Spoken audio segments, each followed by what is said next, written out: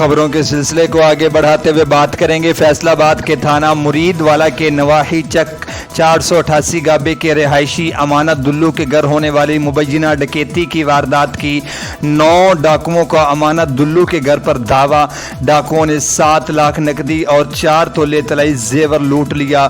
मुज़ाहमत पर अहले खाना पर कुल्हाड़ियों और डंडों से हमला, कमरे में बंद करने के बाद डाकू फरार। मुरीद वाला पुलिस ने वाक़या ज़ाती दुश्मनी करार देते हुए मुकदमा दर्ज करने से इनकार कर दिया। इस पर रिपोर्ट कर रही हैं अली हसन साबरी। जी, थाना मुरीद वाला के नवाई चक 488 गाबे में गुज़श्ता शब नामालूम मुसल्ला डाकुओं ने मुबैना तौर पर अमानत दुल्लू नामी जिम्मेदार के घर पर धावा बोलकर घर में पड़ी 7 लाख रुपए की नकदी लूट ली।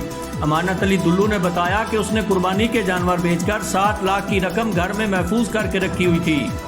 4 तोले के तलाई जेवरात थे। अमानत के मुताबिक मज़ाहमत पर डाकुओं ने अमानत को कुल्हाड़ी मारकर जबकि दीगर अहले खाना को डंडों, सोटों और मुक्कों से तशद्दुद का निशाना बनाने के बाद एक कमरे में बंद कर दिया।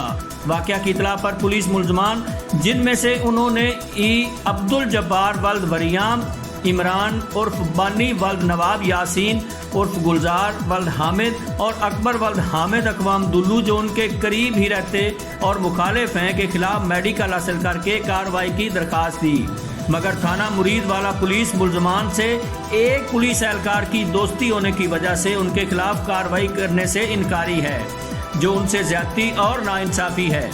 SHO थाना मुरीद वाला आतिफ नवाज ने राब्ता पर बताया कि कोई वक़ुआ हुआ ही नहीं, मुद्दई की मुल्ज़मान से ज़ाती रंजिश है। जी।